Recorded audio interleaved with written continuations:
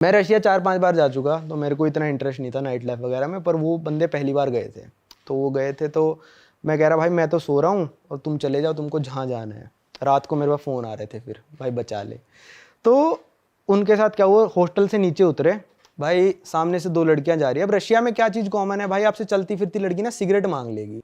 अच्छा, सिगरेट मांग लेगी लड़की, और आप कहोगे अरे वाह, बात करना चाहती है। रशियन लड़की बात कर रही है, सिगरेट मांग रही है, या फिर लाइटर मांग लेगी। उसके पास सिगरेट होगी तो लाइटर मांग लेगी। वो बहुत कॉमन है, एयरपोर्ट पे भी मांग लेगी, मेरे साथ भी हो रखा है। तो वो नौसिखिए थे, उन्होंने उसको सिगरेट दे दी, वो सिगरेट पीते थे, सिगरेट दे दी। लड़कियां बात करना शुरू कर दिया, क्योंकि उनको तो फंसाना था। तो उन्होंने कहा हम पार्टी करने जा रहे हैं, लड़कियां कह रही हम भी पार्टी करने जा रहे हैं। अब उन्होंने गलती क्या कर दी, वो कहते हैं चलो ठीक है, वो फिसल गए। तो वो कहते हैं ठीक है, हम तुम्हारे वाले क्लब में चलते हैं, लड़कियों वाले में। भाई वो ऐसे क्लब में लेके गए उनको, अंडरग्राउंड था क्लब, वो क्लब था वो, ठीक है। पर उस क्लब में 1 या 2 टेबल पे लोग बैठे हुए थे। जाती ड्रिंक्स ऑर्डर करी, खाना ऑर्डर किया, कितने का ही होगा भाई, कितने का हो सकता है। बिल आया भाई 3 घंटे बाद उनका 50,000 रूबल का, मतलब लगभग 55,000 रुपये। और ये सच्ची कहानी है भाई, मेरे साथ जो बंदे गए थे उन्हीं का। तो वो कह रहे भाई हम तो पे नहीं करेंगे, ये नहीं करेंगे। तीनों लड़कियां गायब वहाँ से। बाउंसर आ गए, बंदे को अंदर ले गए कमरे में, और सीधा पता है क्या बोलते, मारेंगे पैसे दे वरना। और भाई बाउंसर बड़े बड़े, एक मुक्का मार दे बंदा मर जाए। रशिया के लोग होते ही बड़े बड़े हैं। वो बंदा डर गया, उसने 10,000 रूबल पेमेंट करी। कहते 50,000 माइनस 10,000, अब आपके बचे 40,000 अब ये दे, अब ये दे। वो मान ही नहीं रहे ना, वो सोच रहा कि 10,000 देंगे तो मान जाएगा। तो भाई मेरे पास फ़ोन आ रहा है, नवांकुर भाई ऐसे ऐसा हो गया, ये हो गया। मैंने कहा भाई चल एक काम करता हूँ, मैं पुलिस को फ़ोन करता हूँ, तुम्हारी पुलिस मदद कर सकती है। पुलिस का भाई इंग्लिश में कर रहे हैं बात। मैंने कहा ऐसे ऐसे मेरे दोस्त हैं, तो वो कहते हैं ओके गिव अस एड्रेस। मैंने एड्रेस दिया, पुलिस नहीं पहुंची। मैं रोड पे चला गया भाई, पुलिस की गाड़ी ढूंढ ली मैंने। वहाँ पे पुलिस ऑफिसर को मैंने ट्रांसलेट करके समझा दिया, मेरे दोस्त मुसीबत में है, वहाँ पे मारने की धमकी दे रहे हैं, प्लीज़ हेल्प कर दो। पुलिस बिना कुछ करे वहाँ से चली गई मेरे सामने। पुलिस भी मिली हुई है, इग्नोर, करप्ट है, मिली हुई है। फिर उन्होंने क्या करा भाई, आखिरी में रो धो के कुछ 25,000 रूबल दे के आए उन लोगों को, और आखिरी में रो दिया उन्होंने कि हमारे पास कुछ नहीं है। भाई बंदा अंदर ले जाके वो बता रहा है कि भाई साइड में कमरे में ले गया, 2 दोस्त थे, कहता मैं अकेला रह गया, और उसको साले को अंदर ले गया, और वो आके बता रहा है कि मेरे को कह रहा है साले पैसे दे वरना मारूंगा। अच्छा उस क्लब में जो बाकी 2 टेबल पे लोग थे वो लोग वो जा चुके थे तब। अच्छा, वो उनको पता था, लड़कियां इशारा कर देती हैं घुसते ही कि ये मुर्गे आ चुके हैं, इनको लूट लो। सेटअप के लिए है। जो आपको मेन्यू शुरू में दिखाया जाएगा और जो मेन्यू बाद में दिखाया जाएगा बिल्कुल अलग रेट होंगे। 4,000 की चीज आपको बेच दी 50,000 रुपए में उन्होंने, वो मेन्यू ही अलग हो गया। अगले दिन हम एम्बेसी भी गए थे, मैंने कहा चलो इंडियन एम्बेसी चलते हैं। एम्बेसी वालों ने देखो करा तो तमीज से बात, पर वो कह रहे हम भी कुछ नहीं कर सकते, अब तो जो हो चुका सो हो चुका। तो मैंने कहा सालो 50,000 का तुमने क्या खा लिया। तो कह रहे हम तो ऑर्डर करे जा रहे हैं, जो भी लड़कियां वाइन वाइन मंगा रही है, हमने सोचा कितने का ही होगा, 10-12,000 15,000 तक का बिल आएगा। वो ऐसे लूटते हैं। तो उन्होंने पीटा भी था या फिर सिर्फ बोला नहीं था? पीटा, रशिया वालों ने हाथ नहीं लगाया। रशिया वालों ने ऐसा हाथ भी हो नहीं सकता है कि लगाया। तुम्हारे दोस्त थे तो तुमको बताएंगे नहीं, कहीं बेइज्जती ना करो तुम उनकी 4 जगह फिर जाके। नहीं, सूजे कि हम तो पिट के आ गए भाई। सूजे वो मुंह दिखते ना उनके, वो मारते तो। हाँ, हो सकता है ऐसी जगह सुजाई हो जो दिखती ना हो। ये हो सकता है, पीछे से डंडा जा रहा है अंदर।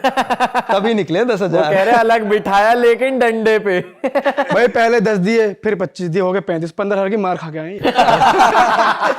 पूरे चांसेस है भाई। भाई रशिया के तो लोग इतने हट्टे कट्टे लंबे होते हैं ना, वहां लड़की पीट देगी यार तुमको। 5-10 की लड़कियां होती है यार, पीट देगी तुमको आराम से। ऐसे कैसे पीट देगी भाई वो घुसन ढूल रहा। वहां के लड़के तो हम मुकाबला ही नहीं कर सकते। वहां की लड़कियां, वहां के लोगों की बिल्ट बहुत तगड़ी होती है, हाँ, तभी रशिया UFC वाले फाइटर्स मोस्टली रशिया के होते हैं, ये बढ़िया एथलीट होते हैं ये। रशिया की एक और कहानी है, थोड़ी अलग है इससे तो, लड़कीबाजी से तो। वो है भाई, रशिया में दुनिया का सबसे ठंडा गांव जहाँ पे लोग रहते हैं, वहाँ का टेम्परेचर जाता है भाई -71 डिग्री का रिकॉर्ड है। क्या बात कर रहे हो? और हर साल टेम्परेचर -65 तक जाता है भाई। और वहाँ लोग रहते हैं, वहाँ लोग पूरे 12 महीने रहते हैं, काफी बड़ी पॉपुलेशन है भाई ऐसे कैसे सरवाइव? आप गए हो ना? मैं गया हूँ वहाँ पे, मैं खुद उस गांव में गया हूँ। कुछ एक्सपीरियंस बताओ भाई उस गांव में 5 दिन लगे थे। ठीक है। मेन सिटी से भाई, पहले तो ट्रेन लेके यकुत्स्क एक टाउन है, वहां तक आपको पहुंचना पड़ता है, जो कि बहुत बड़ी टाउन है। इतनी चौड़ी नदी है भाई, 1.5 से 2 किलोमीटर चौड़ी नदी है। वो सर्दियों में पूरी फ्रीज हो जाती है, उसके ऊपर लोग गाड़ियाँ चलाते हैं, ये तो कॉमन है, खैर काफ़ी देशों में होता है ये सब। फिर वहाँ से एक रोड शुरू होती है जिसका नाम है रोड ऑफ बोन्स। ये है 2000 किलोमीटर लंबी रोड ऑफ बोन्स, और उसके बिल्कुल सेंटर में वो गाँव पड़ता है 1000 किलोमीटर बाद। उस रोड का नाम ये रोड ऑफ बोन्स इसलिए रख रखा है भाई, क्योंकि वहाँ पे इतनी ठंड पड़ती है, -40 -50, हर गाँव में वहाँ पे इतना टेम्परेचर रहता है, -40 -50 -55 ऐसे रहता है। तो वहाँ पे जब लोगों ने जिन लोगों से रोड बनवाई ना, रशिया के डिक्टेटर होते थे उस टाइम पे, वो प्रिजनर्स थे, प्रिजनर्स को लाते थे, रोड बनवाते थे, और जो प्रिजनर मर जाता था, इतनी दूर रोड पे कहाँ ट्रांसपोर्ट करेंगे उनको, उसी रोड में दफन कर देते थे उस बंदे को। तो आज भी उस रोड में से हड्डियाँ निकलती हैं लोगों की, तो उसको कहते हैं रोड ऑफ बोन्स। पता नहीं, अब मेरे को एग्जैक्ट नंबर याद नहीं है कितने हजार लोग मरे थे वहाँ पे, और सारे उसी रोड पे दफन है। तो उस गाँव में मैं गया था, तब हो रहा होगा -40 45, -71 तो मतलब रिकॉर्ड है, और नॉर्मली -60 हर साल जाता है। तो वहाँ पे आप जाओगे ना, तो आपको एक सर्टिफिकेट भी मिलता है कि आप इस दिन पे आए हो और इस दिन इतना टेम्परेचर था। तो मेरे सर्टिफिकेट है -40 डिग्री। तो वहाँ पूरे साल इतना ही वो नहीं, रहता है या कोई गर्मी भी होती है। अच्छा, गर्मी भी होती है, +35 तक जाता है। अच्छा। तो टेम्परेचर डिफरेंस बहुत ज़्यादा हो गया। तो वहाँ पे स्कूल भी ऐसे होते हैं ऑपरेट, जैसे दिल्ली में क्या होता है, 3-4 डिग्री टेम्परेचर हुआ तो स्कूल बंद कर देते हैं कि भाई ठंड ज़्यादा होती है। वहाँ पे -50 डिग्री सेल्सियस तक स्कूल बंद नहीं होते हैं। अच्छा। उसके ऊपर जाएगा -51 -52, तो स्कूल उस दिन से बंद हो जाएंगे कि एक्सट्रीम वेदर हो रहा है। अब सोचो माइनस। और वहाँ के लोगों का लाइफस्टाइल कैसा लगा आपको, क्या दिनचर्या रहती है? मतलब जैसे यहाँ पे आमतौर पे कैफे वैफे या रेस्टोरेंट या लोग घूमने निकल पड़ते हैं, वहाँ तो अंदर ही रहते होंगे पूरा टाइम, या क्या सीन था? उस शहर में तो कैफ़े है, जो मेन या कुछ शहर है उसमें तो कैफ़े है, पर जो उसमें तो भाई सबवे वगैरह, मैकडोनल्ड्स वगैरह वो सब है, क्योंकि बड़ा शहर है। पर जो गांव था उसमें कोई कैफ़े वैफे नहीं, मेरे को तो नहीं दिखा पर्सनली। वहाँ पे लोग क्या करते हैं, अभी सुन के आप हैरान हो जाओगे, वहाँ पे लोग घोड़ा खाते हैं। मैंने भी खाया घोड़ा खाते हैं, हॉर्स।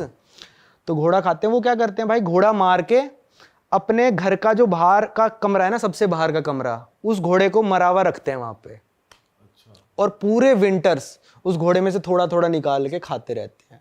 कच्चा उसे वो तो कर दोगे ना? नहीं, कई बार कच्चा भी खा लेंगे बिल्कुल, और कई बार थोड़ा सा पका के बिल्कुल थोड़ा सा पका के खाएंगे, ठीक है। और वो जो कमरा है ना, वो आप कहोगे भाई प्रिजर्व कैसे रहता है, वो -50 डिग्री होता है, उनको फ्रिज की जरूरत ही नहीं है। वो घोड़ा ऐसे ही पड़ा था उसके घर पे, मैंने वीडियो में भी दिखा रखा है, घोड़ा पड़ा है, मतलब थोड़ा सा, मतलब बिल्कुल वैसे करके जो काट कूट के रख लेते हैं ना, ऐसे बोरी कट्टा भरा है, उसके अंदर घोड़े का मांस है, और मांस निकालो ना बिल्कुल ईंट है वो मांस एक तरह से, क्योंकि -50 में पड़ा है वो, तो उनको फ्रिज की जरूरत नहीं है। पर घर उनका अंदर से बिल्कुल गर्म रहता है।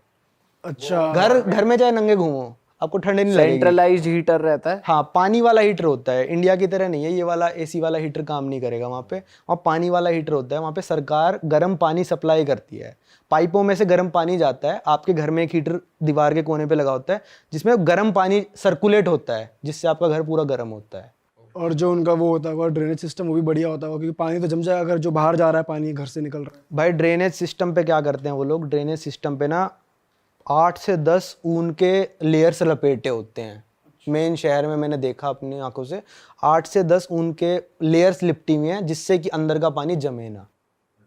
और घर जो होते हैं ना भाई, एटलीस्ट जो ज़मीन है उससे 2 से 3 फुट ऊपर बनते हैं, कि भाई जो सर्दी है ना ज़मीन में से ना आए। जैसे कहते हैं ना, ज़मीन पे लेट जाओगे तो सर्दियों में आपको ठंड लग जाएगी, तो वो घर भी अपने ऐसे 2-3 फुट ऊपर बनाते हैं ज़मीन से। और वहाँ जो लोग हैं वो फ्रेंडली हैं, जो गांव के हाँ लोग भाई, हैं? इंडिया की इतनी इज्जत है ना रशिया में, बहुत ज़्यादा। अभी तो मॉस्को वगैरह में थोड़ी कम हो गई, क्योंकि इतने इंडियन जाने लग गए हैं, पर अभी अगर आप गांव साइड जाओगे और कहोगे इंडिया, तो वो कहेंगे मिथुन चक्रवर्ती आ गया। पूरे गांव में रोला हो जाएगा कि मिथुन चक्रवर्ती घूम रहा है यहाँ पे, क्योंकि वो उसके जिमी जिमी गाने पे नाचते हैं सारे रशियंस। अच्छा। जिमी जिमी चला दो, हर रशियन को गाना पता ही है। ये तो पता ही नहीं था मैं। मिथुन वहाँ पे पूरा फेमस है, अमिताभ वहाँ पे फेमस है, मिथुन के सारे गाने फेमस, सबसे फेमस जिमी जिमी है। ये रशिया, कजाकिस्तान, उज्बेकिस्तान, किर्गिस्तान, जितने भी रशिया से टूटे हैं ना सारे देश, ये सब में जिमी जिमी आप चला दो, कहीं भी जिमी जिमी चला दो और बंदा ना रिस्पॉन्ड करे, गाने लग जाएगा वो बंदा। हाँ, उसको सारे गाने आते हैं। ये तो बहुत तगड़ी बात बताई है आपने। ये तो वहाँ पे एक मछली का बाजार भी लगता है, सिर्फ सर्दियों में लगता है। उसमें क्या होता है, मछली ऐसे पड़ी होती हैं फ्रीज हुई हुई, और मछली का ऐसे सिर पे मारो सिर फट जाए बंदे का, इतनी फ्रीज हो रखी होती है वहाँ पे मछली। तो वहाँ फिश फाइट भी होती है कहीं? ना, फिश फाइट तो नहीं होती।